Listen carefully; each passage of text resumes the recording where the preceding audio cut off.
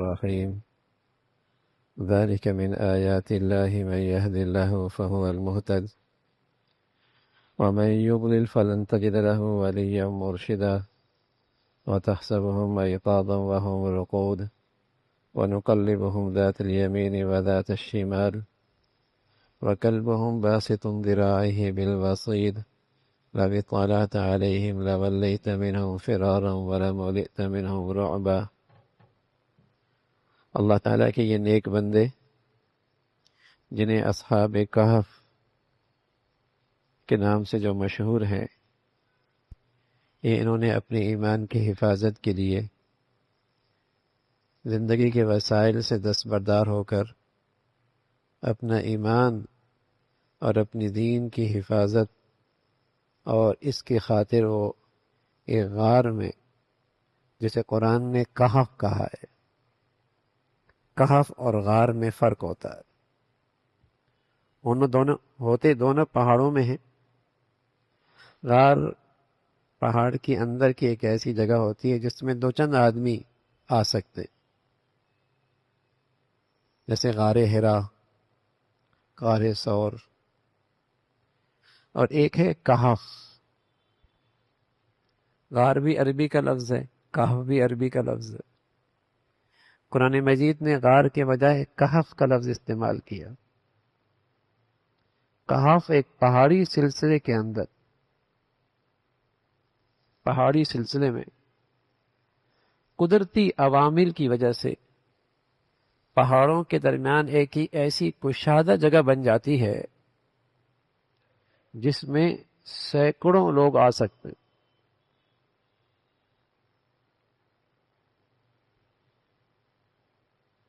اسے کہف کہتے ہیں۔ تو وہاں اس انداز سے اللہ نے انہیں اپنی قدرت سے ایک زبردست صحت بخش آرام گاہ مہیا کی۔ عام طور پہ اس قسم کی کہف کی جگہ ہوتی ہے وہ زیر زمین ہوتی ہے اور پہاڑوں کے درمیان ہوتی ہے، تو زمین کے نیچے رطوبت، ٹھنڈک، دیگر بہت سارے مسائل ہوتے ہیں، لیکن اس ساری جراثیم سے حفاظت کے لیے اللہ نے وہاں دھوپ کا انتظام کیا، اور دھوپ بھی ایسی جس کی تپش انہیں پریشان نہ کرے،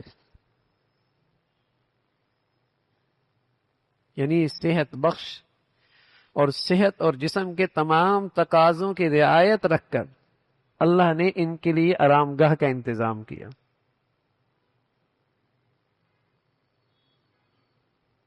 فرمایا ذالک من آیات اللہ، یہ اللہ کی نشانیاں ہیں کہ انہوں نے اللہ پر اعتماد کیا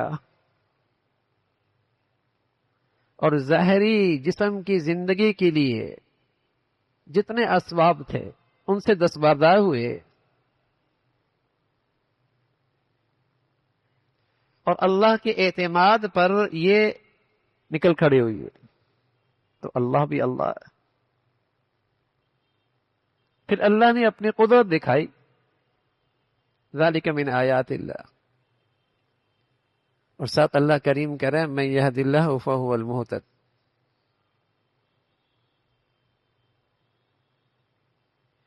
جسے اللہ تعالی کامیابی کی راہ بتائے،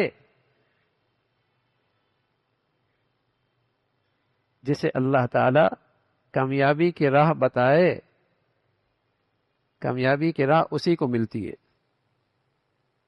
ورنہ بہت ساروں کو تو اللہ کی یہ قدرت بھی سمجھ میں نہیں آتی۔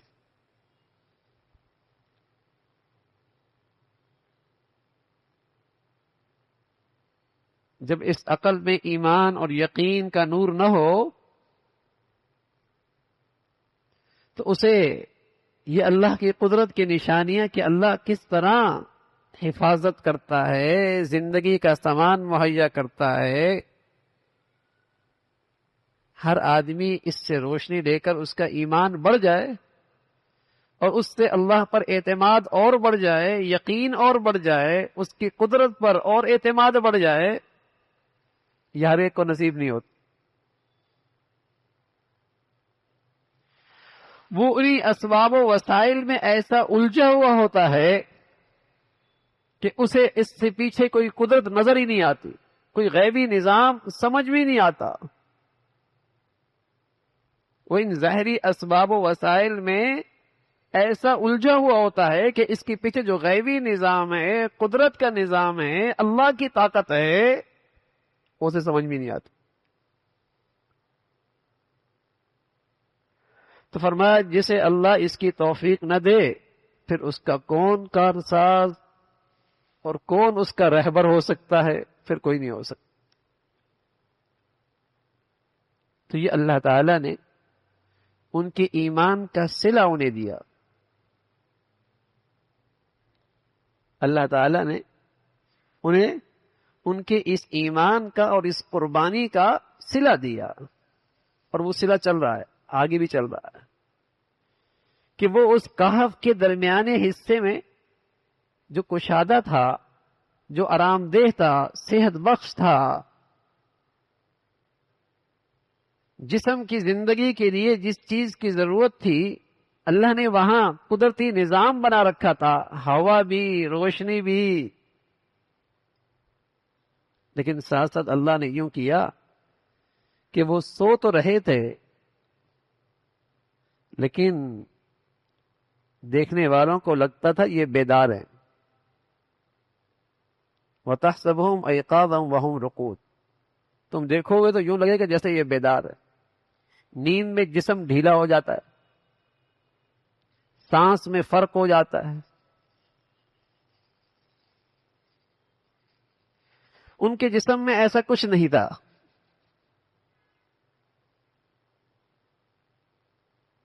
بس اوقات آنکھیں بند بھی ہوں تو ضروری نہیں کہ آدمی سو رہا ہو.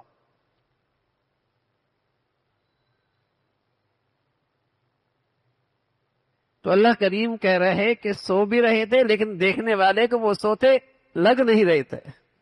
اللہ کی شان. وَتَحْسَبُهُمْ أَيْقَاظًا وَهُمْ رُقُودٌ. جب آدمی کی نیند گہری نہ ہو تو اسے جب کروٹ لینے ہوتی ہے تو اسے احساس ہوتا ہے کہ میں نے کروٹ لی ہے.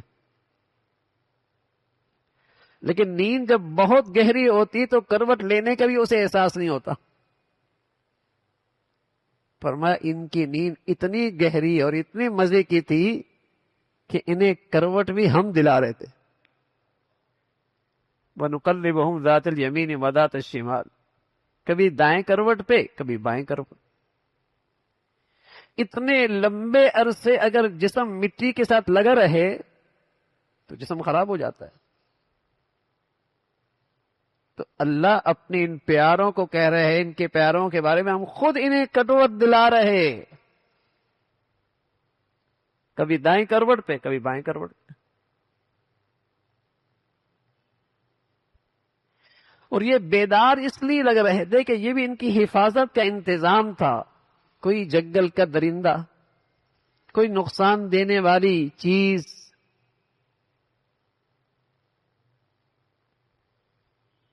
جاگ رہا ہے. اور ساتھ ساتھ اللہ رب العزت نے اس ماحول میں ایسی ہیبت، ایسا جلال رکھ دیا تھا، کوئی جھانکتا تو ہیبت کے مارے بھاگ کھڑا ہوتا.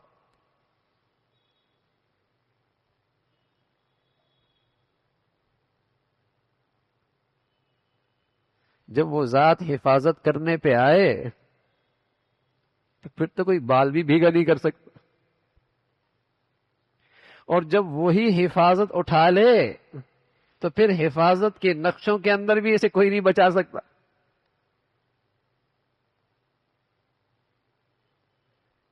جب وہ ذات حفاظت کرنے پہ آئے تو پھر تو کوئی بال بھی بھیگا نہیں کر سکتا.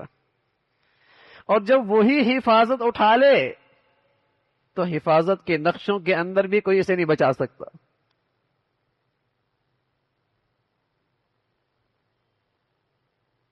حفاظت کا نظام تو اللہ کے ہاتھ میں نا. وہ تو حفاظت کرنے میں ان ظاہری اسباب کا بھی محتاج نہیں. یہ واقعہ اللہ کی قدرت پر اعتماد، یقین، بھروسہ پیدا کرتا ہے کہ اللہ آج بھی اپنی پوری قوت اور طاقت اور قدرت کے ساتھ ہے، لیکن میں اسے پہچان جاؤں، میرا اس ذات سے تعلق ایسا ہی ہو جیسے ایک قدرت والی ذات کا حق ہے، میرا اعتماد اس ذات پہ ایسا ہی ہو جیسے اس ذات کا حق ہے، پھر دیکھیے وَتَحْسَبُهُمْ أَيْقَاظًا وَهُمْ رُقُودٌ وَنُقَلِّبُهُمْ ذَاتَ الْيَمِينِ وَذَاتَ الشِّمَالِ وَكَلْبُهُمْ بَاسِطٌ ذِرَاعَيْهِ بِالْوَصِيدِ۔ اتنے لمبے عرصے سوتے رہے، 3 صدیاں، جسم پھر بھی تازہ، جسم پھر بھی ڈھیلا نہیں ہوا، سانس میں فرق نہ آیا، جنگل میں ہیں ہر قسم کے درندے کیڑے مکوڑے سے حفاظت، اور اس کہف کی دہلیز پہ ایک کتا ہاتھ پھیلائے بیٹھا ہوا تھا۔ یہ بھی اس کتے کے بیداری کی نشانی ہوتی ہے، ورنہ وہ لیٹ جاتا ہے، کتا سو جاتا ہے، لیکن جب وہ بیدار ہوتا ہے تو اس کے ہاتھ سامنے ہوتے۔ اس کہف کے دہلیز پر اس کے منہ پر ایک کتا اپنے ہاتھوں کو پھیلائے بیٹھا تھا۔ نوح علیہ الصلوۃ والسلام کا بیٹا بروں کے ساتھ ہو گیا، بروں کے ساتھ ہو گیا، تو وہ اپنے گھر کی نبوت اور اس کی برکات سے محروم ہو گیا۔ نبی کا بیٹا بروں کی صحبت میں بیٹھنے لگا تو خاندان نبوت کی جو برکتیں تھیں اس سے محروم ہو گیا، راندہ درگاہ ہو گیا۔ یہ کتا نیکوں کے ساتھ ہو گیا، نیکوں کی حفاظت کرنے لگا، اللہ تعالیٰ نے اس کی شان یوں کی کہ اپنے نیک بندوں کے ساتھ قرآن میں اس کا بھی تذکرہ کر دیا۔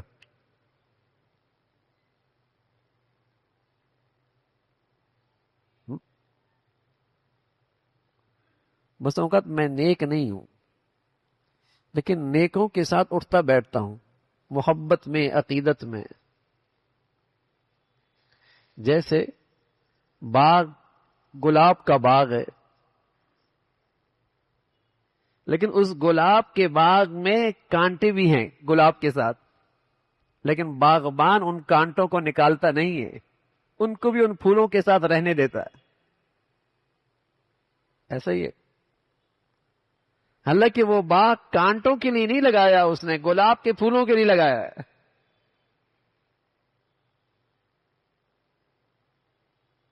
لیکن ان پھولوں کے ساتھ کانٹا بھی ہے تو وہ بھی اس باغ میں رہتا ہے۔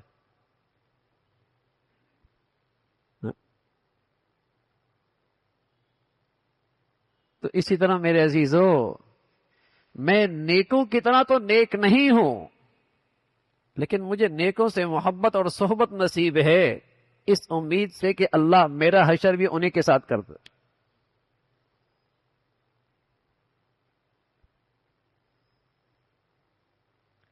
میں ان نیکوں جیسی عبادت تو نہیں کر پا رہا، میری ہمت نہیں ہے، لیکن نیکوں سے محبت ہے، صحبت ہے،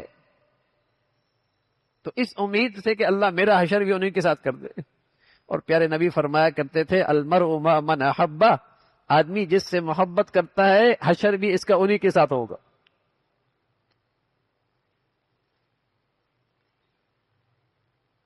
تو نبی کا بیٹا بری صحبت میں جا بیٹھا، بروں کے ساتھ ہو کے رہ گیا، اور گھر کی نبوت اور خاندان نبوت کے فیض اور برکتوں سے محروم ہو گیا۔ اور اس کو نیکوں کی خدمت کا موقع مل گیا کہ اللہ کے نیک بندے ہیں، یہ باہر ان کی حفاظت کر رہا ہے۔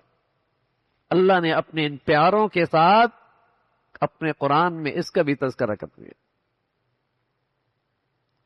احب الصالحین ولست منہم، میں نیکوں سے محبت کرتا ہوں، میں ان جیسا تو نہیں ہوں۔ لعل اللہ یرزقنی صلاحا، اس امید سے کہ اللہ مجھے بھی نیک بنا دے۔